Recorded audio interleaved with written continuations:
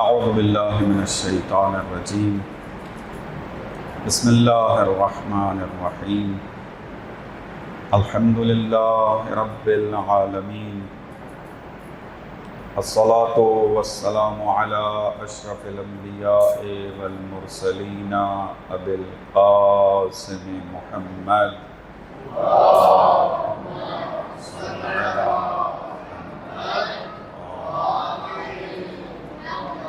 والأئمة الطيبين الطاهرين المعصومين لا سيما بقية الله في الأرضين روحي وأرواحنا له الفداء أما بعد فقد قال الله تبارك وتعالى في كتابه المجيد أعوذ بالله من الشيطان الرجيم بسم الله الرحمن الرحيم إنا فتحنا لك فتحا مبينا لِيَغْفِرَ لَكَ اللَّهُ مَا تَقَدَّمَ مِن ذَنبِكَ وَمَا تَأَخَّرَ صلوات بر محمد وآلہ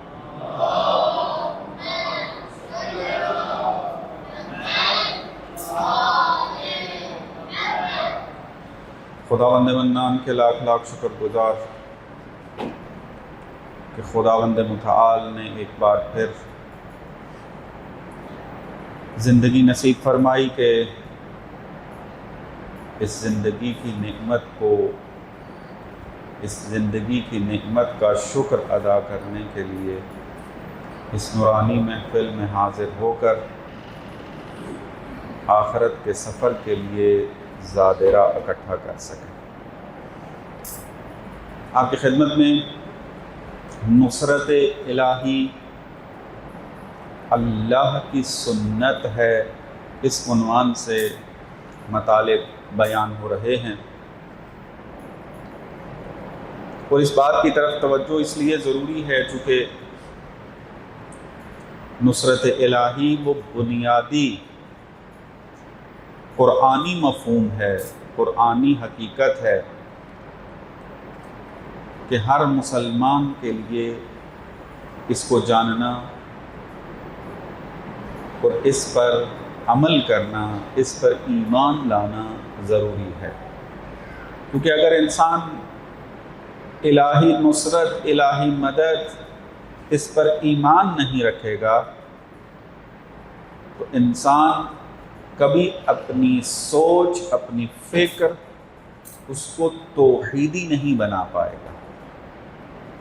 یہ ایک الگ بحث ہے کہ انسان کب نصرت الہی پر ایمان رکھ سکتا ہے،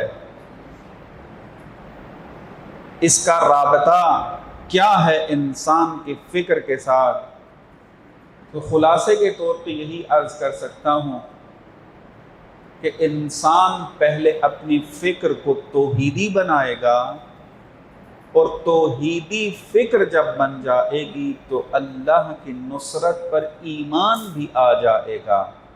اگر کسی کی زندگی میں اللہ کی مدد، اللہ کی نصرت پر ایمان نظر نہیں آتا، وہ چاہے لفظ سے یہ کہتا رہے کہ میری فکر جو ہے وہ توحیدی ہے، میرا عقیدہ توحید والا ہے، میں توحید کو مانتا ہوں، تو اس کی زبان تو کہہ رہی ہے لیکن اس کا عمل گواہی نہیں دے رہا۔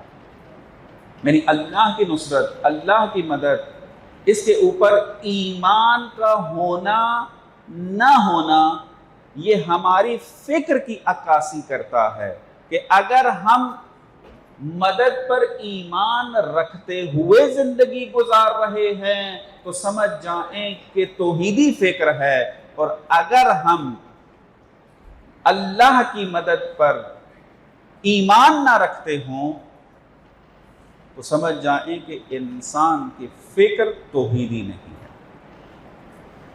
اور یہ بات واضح اور روشن ہے کہ انسان کی شخصیت کی عمارت، اس کی بنیاد اس کی فکر ہے۔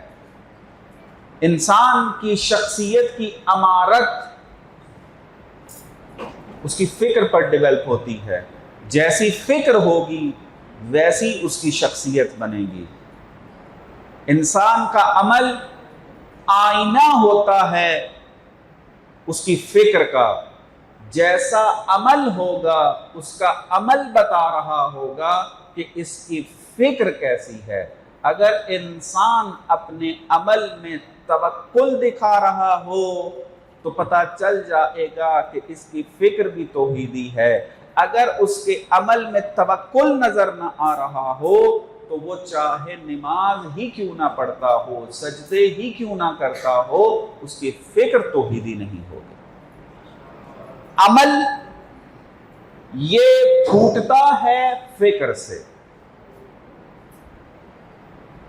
فکر اور عمل کا رابطہ انتہائی گہرا ہے کہ یہ ایک الگ موضوع ہے، ابھی اس پر بات نہیں کرنی، فقط ایک توجہ دلائی ہے کہ مدد الہی، نصرت الہی نتیجہ ہے آپ کی فکر کا۔ اگر آپ دیکھ رہے ہیں کہ مدد الہی نہیں ہے زندگی میں تو سمجھ جائیں کہ ابھی توحیدی فکر بنی نہیں ہے، ابھی کام کی ضرورت ہے، ابھی ورک کرنے کی ضرورت ہے، ابھی درس لینے کی ضرورت ہے، ابھی قرآن میں تدبر و تفکر کرنے کی ضرورت ہے۔ اس طریقے سے ہم اپنی زندگی کا محاسبہ کر سکتے ہیں۔ تو یہ چیزیں، یہ نصرت انتہائی اہمیت کی حامل، میں نے چونکہ اس کی اہمیت پہ بات کر لی ہے، دوبارہ اس کو تکرار نہیں کرنا، فقط اس بات کی طرف توجہ رکھیں کہ اللہ کی مدد والا فیض مکمل طور پر مسلسل نازل ہو رہا ہے، موسلا دھار بارش کی طرح فیض کی بارش ہو رہی ہے، لیکن استفادہ وہی کر سکتا ہے جس کا ظرف بھی سیدھا ہو اور اس کا ظرف پاک بھی ہو۔ دو چیزیں چاہیے۔ اگر آپ بارش کے اندر پانی برتن میں ڈالنا چاہیں اور برتن الٹا رکھ دیں تو کوئی فائدہ نہیں، لیکن اگر آپ بارش ہو رہی ہو، برتن کو سیدھا رکھ دیں لیکن برتن اتنا گندا ہو کہ تیز بارش بھی اس گندگی کو صاف نہ کر پا رہی ہو تو برتن میں موجود پانی بھی قابل استفادہ نہیں۔ یہ دو چیزیں ضروری ہیں۔ یہ جب تک نہیں ہوگا انسان اس وقت تک توحیدی نہیں بن سکتا۔ اور یہ فیض مسلسل نازل ہو رہا ہے، ہم نے اپنے فیض کے مطابق اپنی آلودگیوں کو جتنا ختم کریں گے اتنا وہ فیض ہمارے وجود کا حصہ بنتا جائے گا۔ اور مجلس حسین کے بارے میں عرض کر چکا کہ خدا نے ہمارے اوپر ایک ایسا لطف کیا ہے کہ ہم اہل بیت اور امام حسین کے مصائب پر گریہ کر کے کوشش کرتے ہیں کہ ہماری روح پر، ہمارے دلوں پر جو آلودگی بیٹھ گئی ہے، خداوند متعال ان آنسوؤں کے صدقے سے ہمارے دلوں سے وہ آلودگی ختم کر دے۔ یہ مجلس حسین ہمیں یہ درس دیتی ہے اور یہ فائدہ پہنچاتی ہے کہ اس کے اندر انسان تعلیمات بھی لیتا ہے اور اپنے ظرف کو بڑھاتا بھی ہے اور اپنے ظرف کو پاک بھی کرتا ہے۔ اور یہ نصرت الہی ایک سنت ہے۔ کل آپ کی خدمت میں متعدد آیات پڑھ کر ان کا لحن بتایا تھا کہ جس طریقے سے خدا خطاب کر رہا ہے، بیان کر رہا ہے، جو اسلوب اپنا رہا ہے وہ سنت کے ہونے کا ہے، کہ نصرت الہی سنت الہی ہے، قانون ہے اللہ کا۔ اور خدا نے اس کو ایک اور آیت کے اندر اس طریقے سے ارشاد فرمایا ہے۔ پہلے کیا کہا تھا؟ یا ایھا الذین آمنوا ان تنصروا اللہ ینصرکم، اگر اللہ کی نصرت کی تو تمہاری نصرت اللہ کرے گا۔ پھر خدا ایک اور آیت کے اندر ارشاد فرما رہا ہے، ان ینصرکم اللہ فلا غالب لکم، اگر اللہ نے تمہیں نصرت دے دی تو تمہیں پھر کوئی مغلوب نہیں کر سکتا۔ وَإِنْ يَخْذُلْكُمْ فَمَنْ ذَا الَّذِي يَنْصُرُكُمْ مِنْ بَعْدِهِ، اور اللہ نے اگر اپنی نصرت نہ دی، اللہ نے اگر چھوڑ دیا، تو پھر اس کے سوا کوئی مدد کرنے والا بھی نہیں ہے۔ یہ اللہ اٹل فیصلے، اٹل حقیقت، اپنا قانون بیان کر رہا ہے کہ میری نصرت تمہارے ارادے کے ساتھ ہے، اگر ارادہ کرو گے نصرت آئے گی۔ اور یہ یاد رکھو میری نصرت کی خاصیت یہ ہے، اس میں آنا بھی حتمی ہے اگر تم نے ارادہ کر لیا، اور میری نصرت اگر آ جائے تو فلا غالب لکم، تمہیں کوئی مغلوب نہیں کر سکے گا، تم ہمیشہ سر بلند رہو گے، تم ہمیشہ غالب رہو گے، تم ہمیشہ کامیاب رہو گے۔ تو لہذا نصرت کا پھر میں نے بیان کیا تھا کہ ضروری نہیں ہے کہ یہ نصرت الہی ہم ہمیشہ لڑائی، جنگ، جہاد اسی کے اندر اس کو تلاش کر رہے ہوں، بلکہ ممکن ہے کہ صلح ہو رہی ہو، مذاکرات ہو رہے ہوں، اس کے اندر جنگ و جدال موجود نہ ہو، لیکن پھر بھی نصرت الہی آپ کے شامل حال ہو سکتی ہے، وہاں بھی ضرورت ہے۔ اور صلح حدیبیہ کو آپ کی خدمت میں بیان کیا کہ خدا نے ایک توحیدی نکاح دی انسان کو کہ اے مسلمان، کم از کم تو کہ جو قرآن پڑھتا ہے، یہ تعلیمات میں نے تیرے لیے نازل کی ہیں، تیرے تجزیے کرنے کی، تیرے تحلیل کرنے کا جو زاویہ نگاہ ہے وہ توحیدی ہونا چاہیے۔ کبھی بھی مادی کیلکولیشن کے اندر آ کر اعمال کے بارے میں فیصلہ نہ کر کے کون کامیاب ہے اور کون ناکام ہے، بلکہ الہی سوچ پیدا کر کے اس کے ذریعے فیصلہ کرو کہ کون کامیاب ہے اور کون ناکام ہے۔ اور اس کے اندر پھر خدا نے صلح حدیبیہ کے بارے میں بیان دیا کہ مادی سوچ رکھنے والے لوگ پیغمبر کی مذمت کر رہے تھے اور پیغمبر کو کہہ رہے تھے کہ ہم تو شکست کھا گئے ہیں، لیکن آیت کو نازل کر کے کہا اِنَّا فَتَحْنَا لَكَ فَتْحًا مُبِينًا، یہ شکست نہیں ہے بلکہ واضح اور آشکار فتح ہے۔ یہاں سے اب ہمیں توجہ کی ضرورت ہے، جو ہم نے اصل لینی ہے یہاں سے، جو درس لینا ہے یہاں سے، وہ یہ ہے کہ جیسے میں نے اس کا سینیریو بنا کے آپ کے سامنے پیش بھی کیا تھا کہ اگر ہم بھول جائیں کہ صلح حدیبیہ کرنے والا ایک معصوم پیغمبر تھا، بھول جائیں کہ خدا نے اس کو فتح آشکار، فتح مبین قرار دیا ہے، فقط ہم صلح کو جو اس کا مضمون ہے، اس کے شرائط ہیں، اس کو مد نظر رکھیں، تو ہمیں فیصلہ کرنا چاہیے کہ ہم کیا کرتے۔ مشکل تھا، جیسا کہ وہاں صحابہ کہ جو رسول کے زیر سایہ تربیت پا رہے ہیں، ان میں بھی ایک تعداد جو ہے وہ اس کو شکست مان رہی تھی۔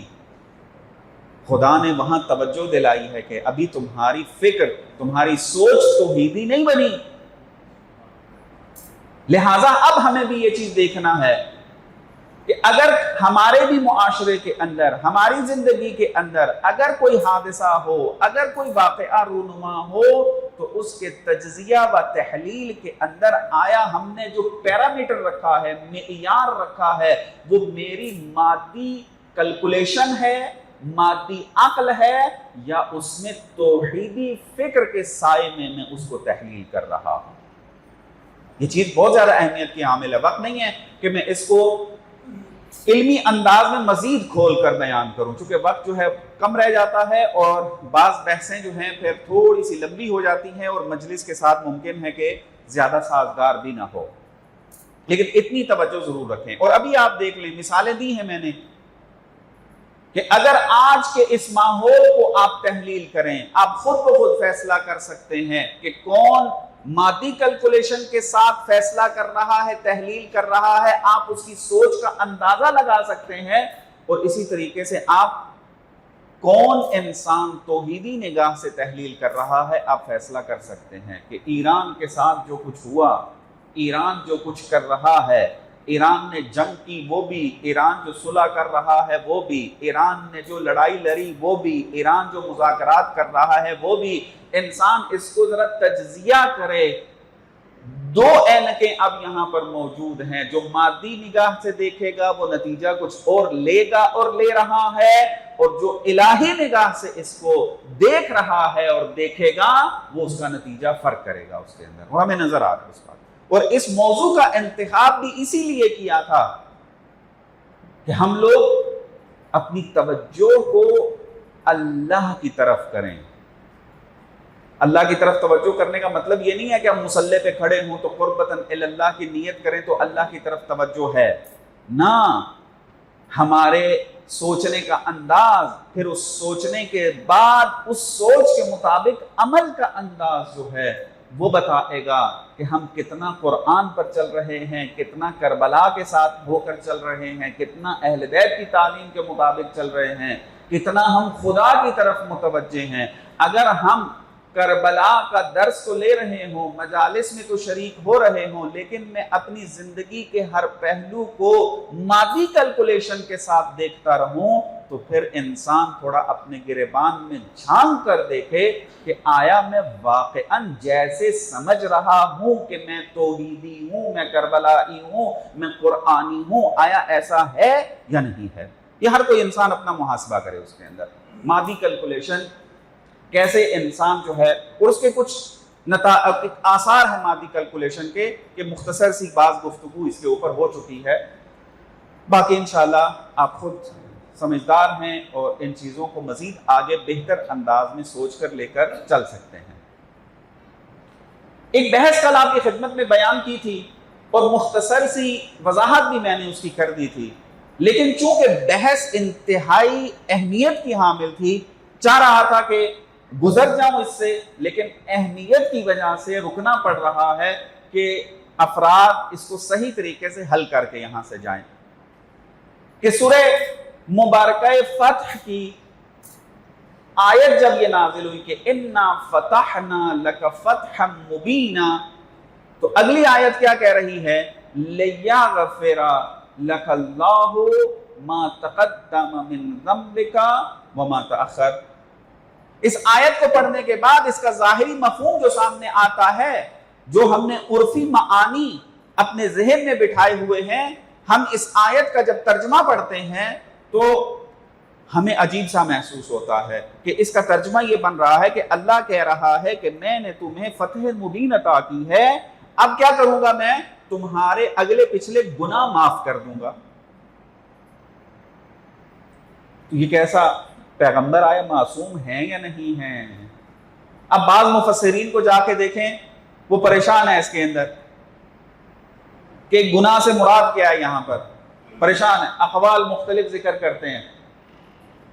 ایک مفسر آ کے کہہ رہا ہے کہ یہاں گناہ سے مراد امت کے گناہ ہیں، کہ فتح مکہ یا صلح حدیبیہ یا فتح مکہ، کیونکہ اس آیت کا شان نزول ایک فتح مکہ بھی بیان کیا جاتا ہے۔ ایک قول مفسرین نے اس کو فتح مکہ بیان کیا ہے کہ فتح مکہ ہونے کے بعد اللہ نے نبی کی امت کے گناہوں کو معاف کر دیا۔ پریشان ہے، کیوں پریشان ہے؟ کیونکہ آیت کی تفسیر کر رہے ہیں اپنے عرفی ذہن کے ساتھ، قرآنی فکر کے ساتھ نہیں، قرآنی استعمالات کے ساتھ نہیں، بلکہ جو ہم نے معانی اپنے عرف سے لیے ہیں ان معنی کو ہم نے اصل قرار دے دیا۔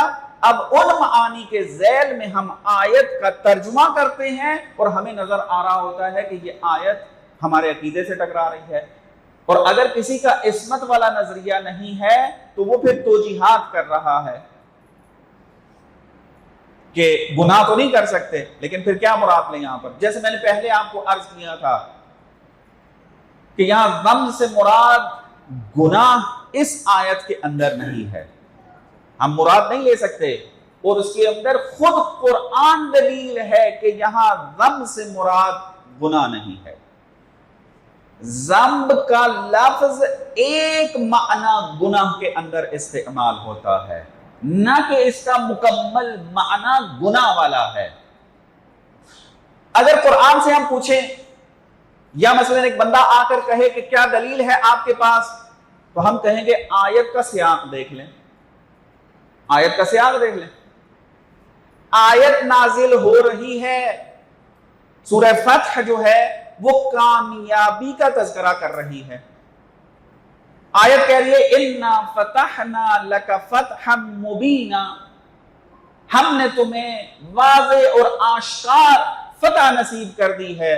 تو اس فتح کی نوید کے اندر مغفرت کا تو کوئی معنی نہیں بنتا،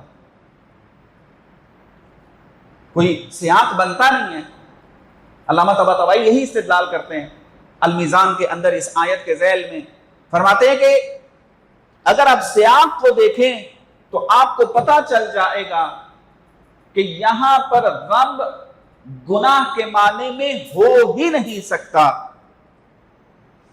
اس کی وجہ یہ ہے کہ فتح اور یہاں پر مغفرت، یہ دونوں ایک مرتب ہو رہا ہے، یعنی مغفرت کو مترتب کیا جا رہا ہے کس کے اوپر؟ فتح کے اوپر۔ تو فتح کے اوپر جو مترتب ہو رہا ہے، مغفرت کو تو اس کے اوپر مغفرت کو تو نہیں کیا جا سکتا۔ یہاں پہ توبہ کی تو بات ہو نہیں رہی ہے، یہاں خطاؤں کی تو بات ہو نہیں رہی ہے کہ خدا وہاں پر خطائیں گنوا رہا اور پھر کہے کہ میں تمہاری اس خطا کو معاف کرتا ہوں۔ اس طرح کا تو کوئی سیاق اس کے اندر جو ہے وہ موجود نہیں ہے۔ تو کیا ہے یہاں پر مراد وہی ہے جو عرض کیا تھا، غم کا مطلب جو ہے وہ دوسروں کی نگاہ میں قصوروار ہونا، دوسروں کی نگاہ میں قصوروار ہونا، اس کو بھی غم سے تعبیر کرتے ہیں۔ ختمی مرتبت نے کیا کیا تھا؟ جب توحید کی دعوت دینا شروع کی تو قریش کے باطل خداؤں کو چیلنج کیا۔ آپ اپنے زمانے میں دیکھ لیں، اگر آپ یہاں پر معاشرے میں موجود خرافات کے خلاف اگر تبلیغ کریں، خرافات کے خلاف آواز اٹھائیں، غلط جو کام ہو رہے ہیں ان سے روکیں، اور معاشرہ ان رسومات جو خرافات پر مشتمل ہیں ان کو چھوڑنے کے لیے تیار نہ ہو رہا ہو، تو وہ کیا رائے رکھتے ہیں اس کے بارے میں؟ وہ کہتے ہیں کہ یہ قصوروار ہے، یہ گناہگار ہے، اس معاشرے کے اندر اگر تفرقہ پڑ گیا ہے، کچھ اس کی طرف ہو گئے ہیں، کچھ اس کی طرف ہو گئے ہیں، اس کا اصل ذمہ دار کون ہے؟ یہ شخص ہے، گناہگار یہ ہے، اصل میں اس کو یہ مجرم ہے۔ تو دوسروں کی نگاہ میں جو مجرم قرار پائے اس جرم کو، دوسروں کی نگاہ میں اگر وہ گناہ شمار ہو رہا ہو تو اس کو بھی ضابط کے طور پر استفادہ کیا جاتا ہے۔ یہاں تو پیغمبر نے ان کے باطل خداؤں کو بھی رد کیا ہے، چاہے وہ جنگ بدر ہو، احد ہو، خندق ہو، ان کے بہت سارے لوگوں کو بھی قتل کیا ہے۔ تو کیسے ہو سکتا ہے کہ مشرکین مکہ یا دوسرے مشرکین وہ نبی کے بارے میں مثبت رائے رکھتے ہیں، وہ حتماً پیغمبر کو قصوروار بھی ٹھہراتے ہیں، مجرم بھی ٹھہراتے ہیں، گناہگار بھی ٹھہراتے ہیں۔ اور جب فتح مکہ ہوئی، صلح حدیبیہ ہوئی، تو خداوند متعال اس آیت میں یہ کہہ رہا ہے کہ میں نے فتح مکہ کے ذریعے، میں نے صلح حدیبیہ کے ذریعے اے پیغمبر تیرے اوپر لگنے والے ہر قسم کے الزام کو دھو دیا ہے۔ اللہم صلی علی محمد وآل محمد وعجل فرجہم۔ تو لہذا ما تقدم و ما تأخر، علامہ طباطبائی یہاں بیان فرماتے ہیں کہ ما تقدم سے مراد ہجرت سے قبل مکی زندگی کے اندر جو واقعات رونما ہوئے اور بتوں کو کھلم کھلا چیلنج کیا، اور جس کی وجہ سے مشرکین مکہ نے ان کو قصوروار ٹھہرایا، اب چونکہ فتح مکہ کے بعد یہ مسلمان ہو گئے ہیں تو رسول اللہ پر لگنے والا الزام بھی ختم ہو گیا۔ چونکہ مسلمان ہو گئے ہیں، ان کو حقیقت پتہ چل گئی ہے، توحید کی طرف آ گئے ہیں، تو لہٰذا اب وہ جو الزام لگاتے تھے کہ یہ وہ شخص ہے جو ہمارے خداؤں کو برا بلا کہتا ہے، برا بلا سے مراد یعنی ان کو رد کرتا ہے، ان کی عبادت کرنے نہیں دیتا، عبادت کرنے سے روکتا ہے، تو لہٰذا یہاں پر اب وہ مسلمان ہو گئے۔ اب ان کو پتہ چل گیا رسول اللہ ٹھیک کہتے تھے، یہ بھی پورا مسئلہ حل ہو گیا۔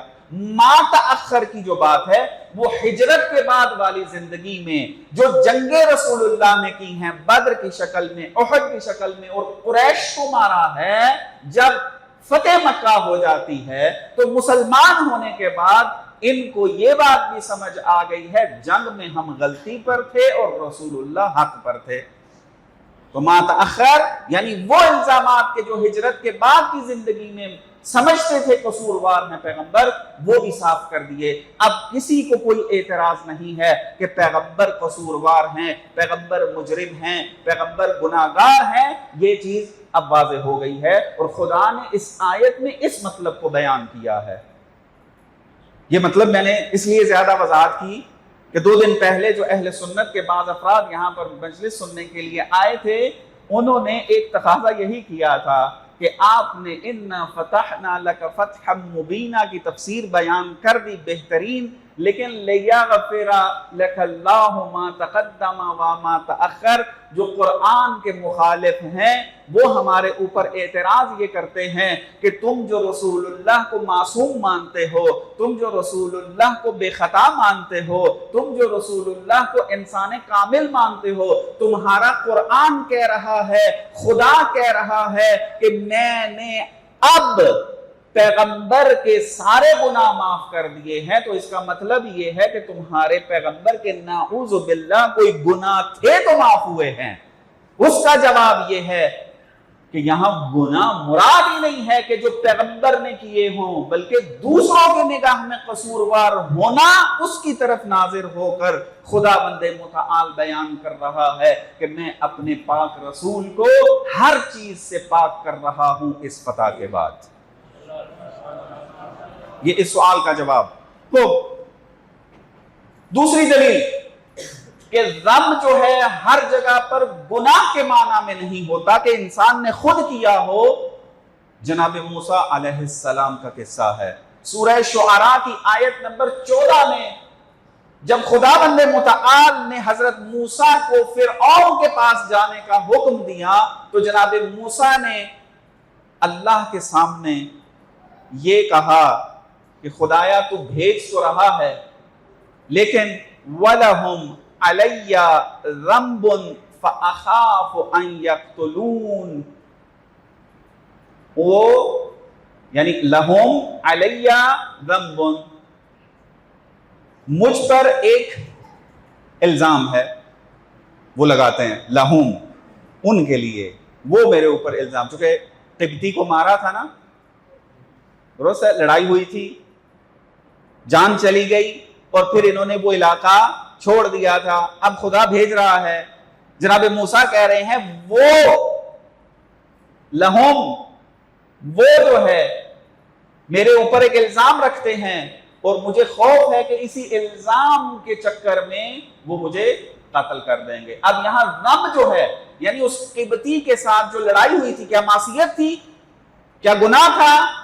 کیا خدا کے امر کی مخالفت تھی؟ نہیں، کچھ بھی نہیں تھا، لیکن یہاں تعبیر جناب موسیٰ ذم کی استعمال کر رہے ہیں۔ اس سے مطلب کیا سمجھ میں آیا کہ جہاں بھی لفظ ذم استعمال ہو وہ خود انسان کے اپنے گناہ کی طرف اشارہ نہیں ہوتا، لہذا یہ آیت کسی بھی اعتبار سے عصمت کے خلاف نہیں ہے۔ آگے چلتے ہیں، آخری بات اس آیت کے ذیل میں اہل بیت سے پوچھتے ہیں کہ آپ اس تفسیر کے ذیل میں کیا بیان کرتے ہیں؟ تو یہی سوال جو میں نے بیان کیا امام رضا علیہ السلام سے بھی پوچھا گیا۔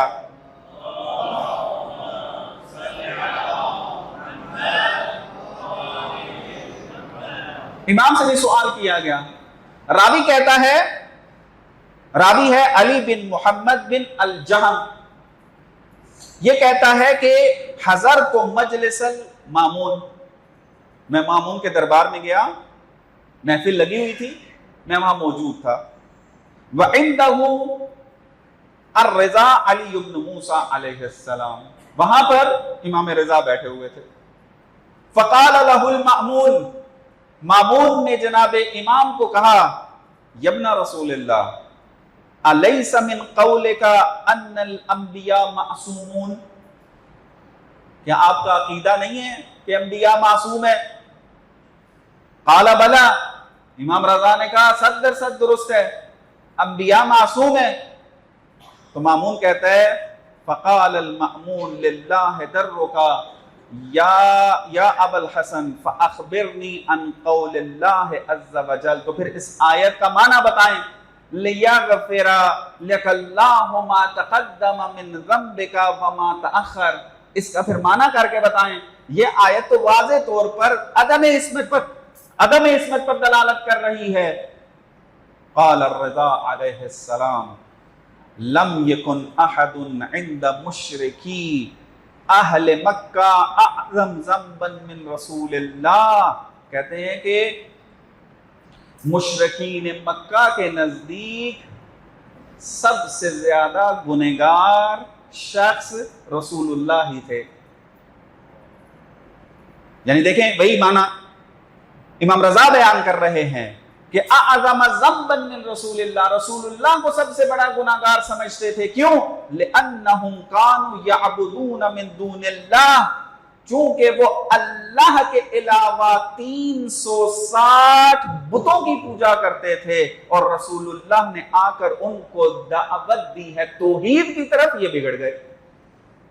اب یہ جو الزام لگاتے ہیں، گناہگار سمجھ رہے ہیں، اس معنی میں یہ آیت کہہ رہی ہے لیغفر لک اللہ ما تقدم من ذنبک وما تأخر۔ یہ اہل بیت علیہم السلام سے تفسیر کہ کسی بھی طریقے سے یہ آیت جو ہے وہ عصمت کے مخالف نہیں۔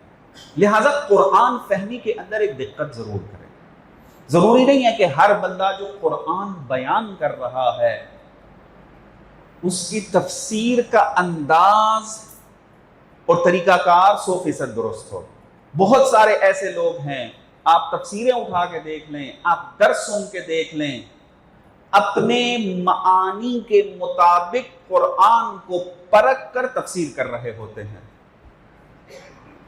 اپنے معانی کو مد نظر رکھ کر۔ جس کی ایک مثال یہ ہے جو آیت میں نے آپ کی خدمت میں بیان کی ہے۔ آپ تفسیریں اٹھا کے دیکھ لیں، اہل سنت کی اٹھائیں تفسیریں، آپ پریشان ہو جائیں گے کہ یہ کس قسم کی توجیحات یہ کر رہے ہیں۔ کیا وجہ؟ کیونکہ ہم نے ایسا معنی مد نظر رکھا ہوا ہے کہ جو قرآن مراد لے ہی نہیں رہا، تو لہٰذا دھوکے میں نہیں آنا، خود سوچ کر بہترین تحقیق کر کے یا کسی اہل کے پاس جا کر پوچھ کر تب ایک نظریہ بنانا ہے، نہ یہ کہ جو بندہ بھی چند سال یا کچھ عرصہ قرآن کا درس دے رہا ہو تو آپ کہیں چونکہ یہ ہر روز درس تفسیر دیتا ہے اس کی بات حتماً اور حتماً قرآن کے مطابق ہوگی۔ نا، ممکن ہے وہ پوری زندگی قرآن کی تفسیر کرتا رہے لیکن اپنی ہر تفسیر یا اکثر تفسیر کے اندر وہ غلط ہو۔ اس کی وجہ اپنے معانی کو مد نظر رکھ کر، اپنے آئیڈیاز کو مد نظر رکھ کر، اپنے وہ معانی، وہ فکر کے جو اس نے معاشرے سے لی ہے اس کو مد نظر رکھ کر قرآن کی خدمت میں آ رہا ہے۔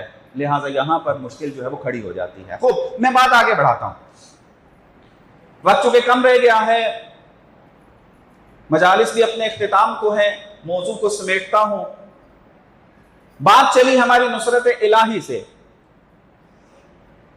نصرت الہی میں عرض کیا کہ ضروری نہیں ہے کہ نصرت الہی جو ہے یا فتح کامیابی کی صورت میں جو نصرت آنی ہے وہ جنگ و جدال ہی ہو، حتماً ایسا نہیں ہے۔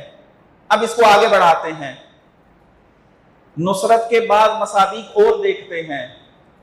آپ کو جناب ابراہیم علیہ السلام کے قصے کو اگر بیان کروں، کیا ہے؟ توحید کا بہترین درس، امام التوحید انبیاء میں کہا جاتا ہے، امام التوحید کہا جاتا ہے۔ کیوں کہا جاتا ہے؟ چونکہ جو نصرت الہی کا ایمان حضرت ابراہیم نے اپنی زندگی میں دکھایا ہے وہ ہمیں کہیں اور نظر نہیں آتا۔ کہ جب نمرود نے آگ اکٹھی کی، منجنیق کے ذریعے جناب ابراہیم کو آگ کے اندر پھینکنے کا ارادہ کیا، منجنیق کا استعمال کیوں کیا گیا؟ اس کی وجہ یہ تھی کہ ایندھن اتنا زیادہ تھا اور اس کے اندر جو آگ لگائی گئی تھی وہ اتنی زیادہ تھی کہ قریب جا کر جناب ابراہیم کو آگ کے اندر پھینکنا ممکن نہ تھا۔ توجہ کیجئے گا، اللہ پر ایمان کا جو لیول ہے وہ معصومین کے اندر کیسا ہوتا ہے، اور ہم پھر اپنی زندگی کو اگر معصومین کے مطابق بنانا چاہیں تو ہم کس طریقے سے پھر زندگی گزاریں کہ اتنی آگ اکٹھی کی گئی کہ قریب جانا کسی کے لیے ممکن نہ تھا۔ جناب ابراہیم کو آگ میں پھینکنے کے لیے منجنیق کا استفادہ کیا گیا، اور جب منجنیق کے ذریعے آگ میں پھینکا گیا تو یہاں پر ایک روایت موجود ہے، جناب شیخ صدوق نے علل الشرائع میں بھی بیان کی ہے، امالی میں بھی بیان کی ہے کہ جب منجنیق کے ذریعے جناب ابراہیم کو آگ کی طرف پھینکا گیا، اس دوران میں فَتَلَقَّاهُ جِبْرَائِيلُ فِي الْهَوَىٰ، تو جب وہ منجنیق سے آگ کی طرف ہوا میں جا رہے تھے تو درمیان میں جبرائیل نے ملاقات کی اور کہا حَلْ لَكَ مِنْ حَاجَةٍ، اے ابراہیم تجھے مدد کی ضرورت ہے تو بتا۔ تو یہاں پر انبیاء کے سردار نے توحید اخلاص کے اندر جو ڈوبے ہوئے نبی تھے، انہوں نے ایک بہت بہترین جملہ ادا کیا، اما الیکا فلا، ضرورت تو ہے لیکن تیری نہیں ہے۔ اما الیکا فلا یعنی کیا مراد؟ ضرورت ہے لیکن تیری ضرورت نہیں ہے۔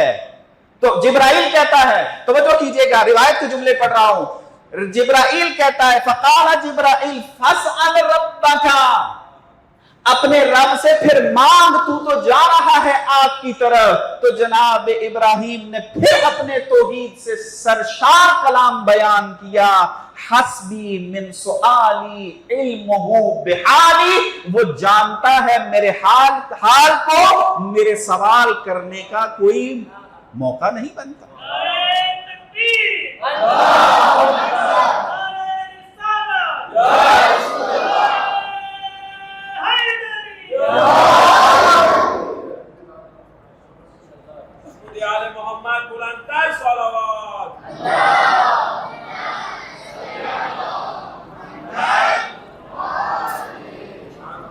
توجہ کی ہے، توحید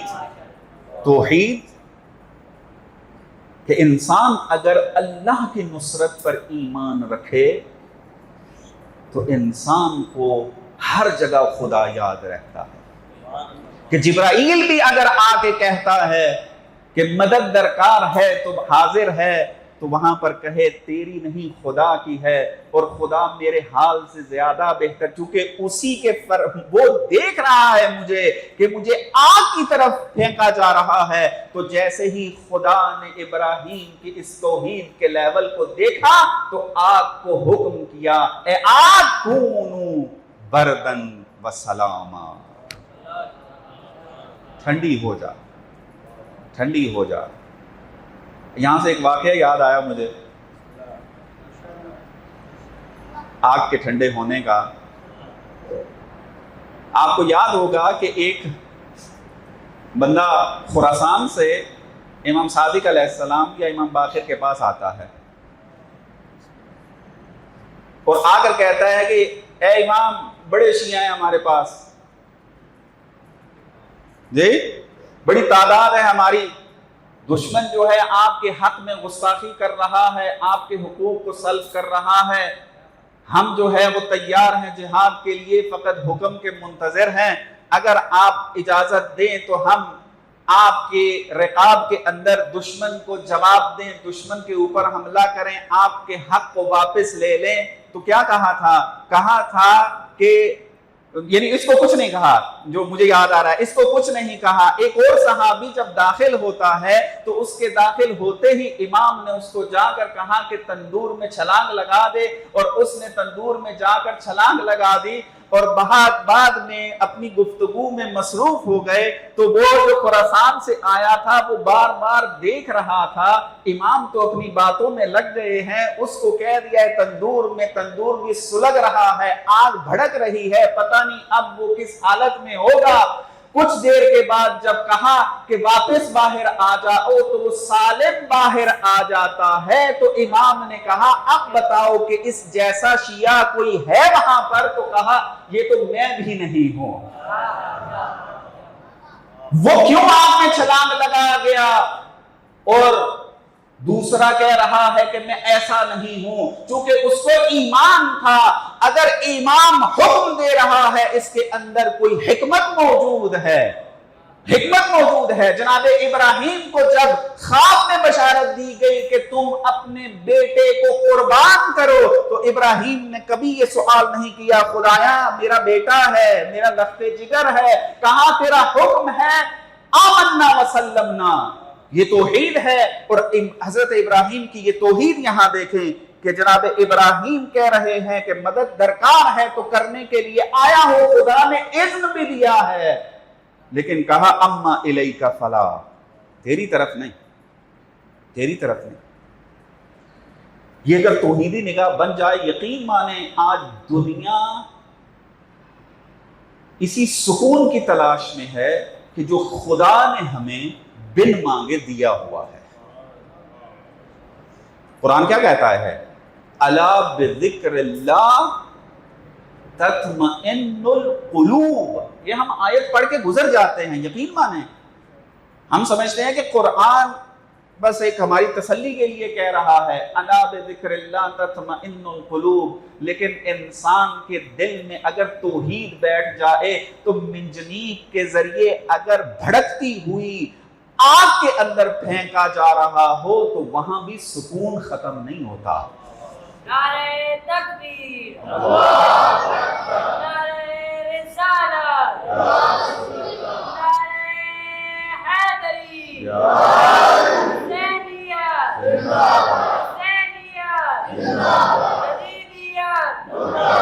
یزیدیت، ساتھ کی صحت و سلامتی کے لیے تمام علماء حق کی صحت و سلامتی کے لیے بواز بلندر مسیحی صلوات۔ اللہم صلی علی محمد وآل محمد وعجل فرجہم۔ وہ بندہ تندور میں سکون سے بیٹھا تھا اور باہر بیٹھا اندر اضطراب کے اندر تھا۔ وہ توحید تھی کہ جو اس کو سکون دے رہی تھی، اور یہ جو اضطراب تھا یہ توحیدی نہ ہونے کی وجہ سے تھی۔ انسان واقعاً اگر توحیدی ہو جائے، انسان کی سوچ توحیدی ہو جائے، نہ اس کو زندگی کی مشکلات پریشان کر سکتی ہیں، نہ اس کو زمانے کی مصیبتیں پریشان کر سکتی ہیں، بلکہ وہ اپنے لیے نعمت سمجھتے ہوئے، اپنی ترقی کا سبب بنتے ہوئے خدا کے سامنے اسی مصیبت پر سجدہ شکر ادا کرتا ہے، سجدہ شکر ادا کرتا ہے انسان۔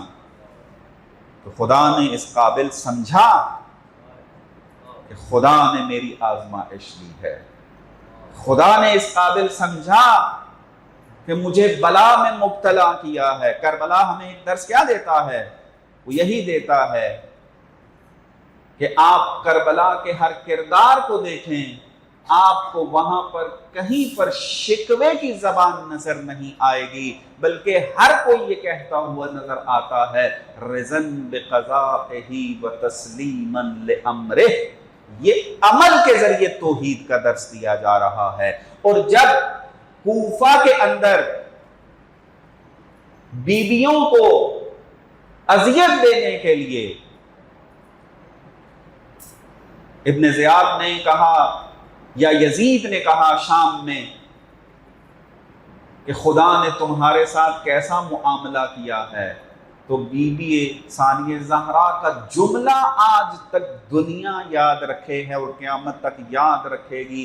بی بی نے یہ نہیں کہا تھا کہ ہم صبر کرتے ہیں مصیبت پر، ٹھیک ہے مصیبت تھی لیکن ہم نے اس کو بڑے تحمل کے ساتھ اس کو سہ لیا ہے۔ بی بی فوراً کہتی ہے ما رأیتہ الا جمیلا، میں نے پوری کربلا کو اس کے اندر خدا کو جمیل ہی پایا ہے۔ جمیل یہ توحیدی نگاہ ہے کہ جہاں کربلا کے اندر اکبر جیسا کڑیل جوان شہید ہو جائے اور ثانیہ زہرا کہہ رہی ہو ما رأیتہ الا جمیلا، شکوے کی زبان نہیں ہے، توحیدی عمل، توحیدی فکر، اور انسان ان مصیبتوں کے اندر پھر مضبوطی اور ڈٹ کر جس طریقے سے پھر کھڑا ہوتا ہے وہ ہم کربلا سے دیکھتے ہیں۔ کربلا کا بچہ، کربلا کا نوجوان، کربلا کا جوان، کربلا کا بوڑھا، کربلا کی خواتین، سب ایک ہی طرح کا عمل رکھتے ہیں۔ نہ خواتین کا شکوے کی زبان ہے، نہ بچوں کی شکوے کی زبان ہے، نہ جوانوں کی شکوے کی زبان ہے، نہ بوڑھوں کے شکوے کی زبان ہے۔ ہر کوئی اس مصیبت میں مبتلا ہو کر اللہ کے لیے شکر ادا کر رہا ہے، اللہ کے لیے شکر ادا کر رہا ہے۔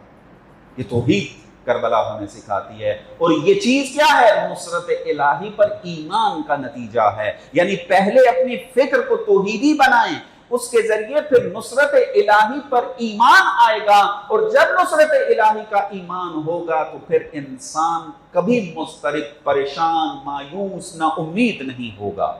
یہ کربلا کا درس ہے جو ہم نے لینا ہے، اس کو سیکھنا ہے، اور یہ باتوں سے ملتا نہیں ہے۔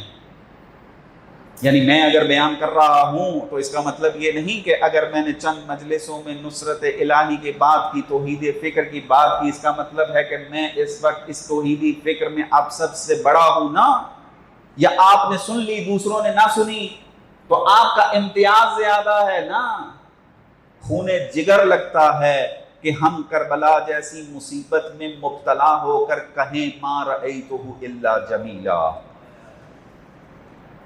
اس کے لیے پریکٹس چاہیے ہے، اس کے لیے انسان کی تربیت چاہیے ہے، اور وہ تربیت ہمیں انہی مجالس کے اندر حاصل ہونی ہے، اور اس طریقے سے ہم مجالس کو سن کر اس پہ عمل کرتے ہوئے پریکٹس کریں۔ خدا اگر، کیونکہ خدا نے کہا ہے کیا؟ اے انسان وَلَنَبْلُوَنَّكُمْ بِشَيْءٍ مِّنَ الْخَوْفِ وَالْجُوعِ وَنَقْصٍ مِّنَ الْأَمْوَالِ وَالثَّمَرَاتِ، اے انسان یہ جان لے کہ ہم نے ضرور بضرور تیری آزمائش کرنی ہے۔ وہ خوف کے ذریعے بھی ہوگی، وہ مال دے کر بھی ہوگی، وہ مال لے کر بھی ہوگی، اولاد دے کر بھی ہوگی، اولاد لے کر بھی ہوگی۔ ہم نے ان مصیبتوں میں اپنے آپ کی تربیت کرنی ہے، اور یہ تربیت مصیبت تب لگے گی کہ جب ہم کربلا سے درس لیتے ہوئے اپنی فکر کو بھی توحیدی بنائیں اور پھر اس کے ساتھ عمل بھی کریں، تب یہ مصیبت ہماری تربیت لگے گی۔ ہم اس مصیبتوں میں، ان بلاؤں میں، ان آزمائش میں ہم تربیت کی نگاہ اگر رکھیں گے تب جا کر سیکھ سکیں گے، تب جا کر کہیں جا کر خدا ممکن ہے کہ ہمیں ایسی بصیرت، ایسا پختہ ایمان عطا کرے کہ اگر ہم کسی بڑی مصیبت میں مبتلا ہو جائیں تو ہم شکوے کی زبان نہ کھولیں بلکہ ثانیہ زہرا کا جملہ ادا کریں ما رأیتہ الا جمیلا۔ یہ تب بھی ہوگا جب انسان اپنی ان چھوٹی مصیبتوں کو اپنی درسگاہ سمجھے، ان چھوٹی مصیبتوں سے اپنی تربیت کا آغاز کرے، اور یہ کربلا کے اندر، ان مجالس کے اندر درس لے کر انسان اپنی ان مصیبتوں کو تحمل کرنے کی کوشش کرے۔ اس کے ذریعے جو آپ کو توجہات مل رہی ہیں خدا کی طرف، اس کو غنیمت سمجھتے ہوئے اس کے اوپر کام کرے، تو آہستہ آہستہ انسان اس قابل ہو جاتا ہے کہ پھر کربلا جیسی توحید آہستہ آہستہ زبان سے بھی نکلنا شروع ہوتی ہے اور عمل میں بھی جلوہ گر ہونا شروع ہو جاتی ہے۔ خدا سے دعا ہے کہ خدا ہمیں کربلا سے جس طریقے سے درس لینے کی ضرورت ہے، ہمیں اس طریقے سے درس لینے کی توفیق نصیب فرمائے۔ 7 محرم ہے آج، اور آپ جانتے ہیں کہ 7 محرم کو کربلا میں پانی بند کر دیا گیا۔ 7 محرم سے اب کربلا والوں کو پانی پینا نصیب نہیں ہوگا۔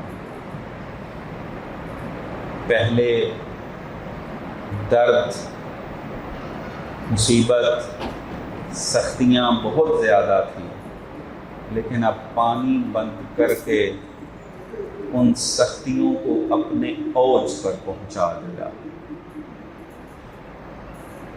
عاشورہ کا دن آیا، بلکہ عاشور سے پہلے عرض کروں، شب عاشور کو تمام اصحاب کو اکٹھا کیا امام حسین علیہ السلام نے، اور ایک جملہ کہا کہ یہ اشقیاء میرے جان کے در پہ ہیں، اگر آپ میں کوئی جانا چاہتا ہے تو راستہ کھلا ہے، میں اپنا حق اس کی گردن سے اٹھا لیتا ہوں۔ بتیاں بھی بجھا دی گئیں تاکہ اندھیرے میں اگر کوئی جانا چاہتا ہے تو وہ چلا جائے، شرمندگی کا احساس نہ کرے۔ لیکن جیسے ہی روشن کی گئی بتیاں تو دیکھا سب موجود ہیں۔ امام حسین نے جب دیکھا کہ یہ با وفا ہیں سارے، تو ہر ایک کو جنت میں ان کا مقام دکھانا شروع کیا، شہداء کی لسٹ بیان کرنا شروع کی۔ جب سارے شہداء کے نام ختم ہو گئے تو وہاں 13 سال کا ایک نوجوان قاسم موجود تھا۔ فوراً کہتے ہیں چچا جان اس لسٹ میں میرا نام نہیں ہے، کیا میں شہید نہیں ہوں گا؟ تو امام حسین علیہ السلام نے جواب دینے کی بجائے سوال کیا قاسم سے، اے قاسم بتا موت تیرے نزدیک کیسی ہے؟ جناب قاسم نے توحیدی جملہ بیان کیا، کہا کہ موت میرے نزدیک شہد سے بھی زیادہ میٹھی ہے۔ تو جناب امام حسین علیہ السلام نے کہا قاسم کل تو بھی شہید ہو جائے گا اور خیمے میں موجود میرا 6 ماہ کا علی اصغر بھی شہید ہو جائے گا۔ تو جناب قاسم تڑپ کر بولنے لگے، پوچھا چچا جان کیا اشقیاء خیموں میں آ جائیں گے؟ علی اصغر تو چل نہیں سکتا، تو علی اصغر کو کیسے شہید کیا جائے گا؟ تو امام حسین جواب دیتے ہیں کہ علی اصغر پیاسا ہوگا، میں ان اشقیاء کے سامنے علی اصغر کو لے کے جاؤں گا، علی اصغر کے لیے ایک گھونٹ پانی کا سوال کروں گا، اور یہ اشقیاء پانی کی بجائے 6 سے شعبہ تیر گردن کو ذبح کر دے گا۔ یہاں میں عرض کروں گا جناب قاسم آپ نے فقط یہ سوچا ہے کہ کہیں اشقیاء خیموں میں جا کر بیویوں کی بے حرمتی نہ کر دیں تو آپ تڑپ گئے، ہائے میں قربان جاؤں امام سجاد کی مظلومیت کے، شام غریبہ ہوگی، امام سجاد تنہا ہوں گے، خیموں کو آگ لگ چکی ہوگی، بیویوں کی چادروں کو میزوں کی انیوں سے اتارا جا رہا ہوگا۔ عاشورہ کا دن آتا ہے، اصحاب سارے شہید ہو گئے، ہاشمیوں کی باری آتی ہے، جناب علی اکبر شہید ہو گئے ہیں۔ جناب قاسم نے جب دیکھا کہ اصحاب بھی شہید ہو گئے ہیں، علی اکبر بھی شہید ہو گئے، اب امام حسین علیہ السلام کے پاس آ کے التجا کرتے ہیں چچا جان اجازت دیں میں بھی قربان ہو جاؤں۔ امام حسین فرماتے ہیں تو میرے بڑے بھائی حسن کی نشانی ہے، چھوٹا بھی ہے جنگ کے قابل نہیں ہے، میں تجھے اجازت نہیں دے سکتا۔ جناب قاسم نے اصرار کیا، مقتل کے اندر یہ لکھا ہے کہ لم یزل الغلام یقبل یدیہ ورجلیہ، جناب قاسم کبھی امام حسین کے ہاتھوں کو بوسہ دیتے ہیں، کبھی قدموں کو بوسہ دیتے ہیں، اور بار بار التجا کر رہے ہیں چچا جان اجازت دے دیں۔ مقتل کے جملے ہیں، جناب قاسم نے اتنی دیر تک جناب امام حسین کے ہاتھوں اور قدموں کو بوسہ دیا جب تک کہ امام حسین نے اجازت نہ دی۔ بلاخر جب اتنا اصرار بڑھا، جناب قاسم کو جنگ کی اجازت مل گئی۔ اب جناب امام حسین جناب قاسم کو تیار کر رہے ہیں۔ اب ذرا آپ تصور کریں، 13 سال یا 14 سال کا ایک جوان وہ جنگ کے لیے جا رہا ہے۔ امام حسین علیہ السلام نے خود تیار کرنا شروع کیا۔ جناب قاسم کے سر پہ امامہ رکھا اور اس امامے کے دونوں طرف پہلو بنا دیے، ان کو لٹکا دیا نیچے، اس طرح کا امامہ پہنایا، گریبان چاک کر دیے۔ میں اس کو ایسے بیان کروں گا کہ امام حسین علیہ السلام نے قاسم کو اس طرح لباس پہنایا جیسے کفن پہنایا جاتا ہے۔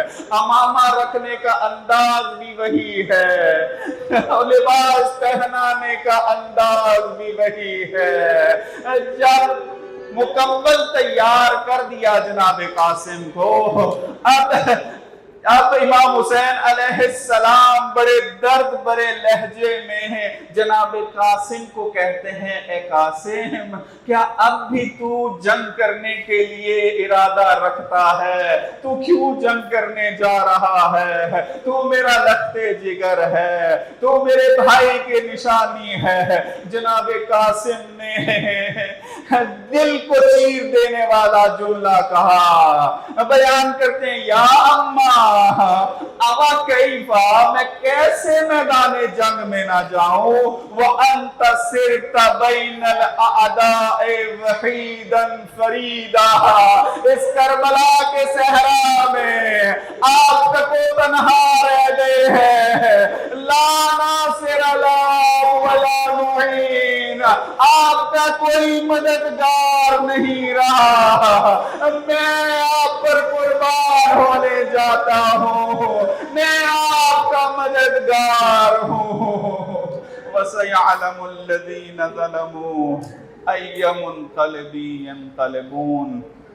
پروردگار آواز کا محمد و آل محمد کا ہماری اس قلیل سی عبادت کو اپنی بارگاہ میں قبول و منظور فرما۔ پروردگار آواز کا محمد و آل محمد کا ہمارے صغیرہ و کبیرہ گناہ معاف فرما۔ پروردگار آواز کا محمد و آل محمد کا تعلیمات اہل بیت سے مزین فرما، عالم با عمل بننے کی توفیق نصیب فرما، ان مجالس اہل بیت سے جس طرح استفادے کا حق ہے استفادہ کرنے کی توفیق نصیب فرما۔ پروردگار آواز کا محمد و آل محمد کا ایران کی حفاظت فرما، باطل طاقتوں کو نیست و نابود فرما، ہم سب کے مرحومین کی مغفرت فرما، جوار معصومین میں جگہ نصیب فرما، تمام شہداء ملت جعفریہ ان کی مغفرت فرما، امام حسین کے جوار میں جگہ نصیب فرما، مخصوصاً شہید رہبر معظم کے درجات بلند ہیں، بلند تر فرما، ان کے صدقے میں ہمیں اہل بیت کی شفاعت نصیب فرما، امام زمانہ کے ظہور میں تعجیل فرما اور ہمیں ان کے سچے سپاہیوں میں شمار فرما۔ ماتم حسین۔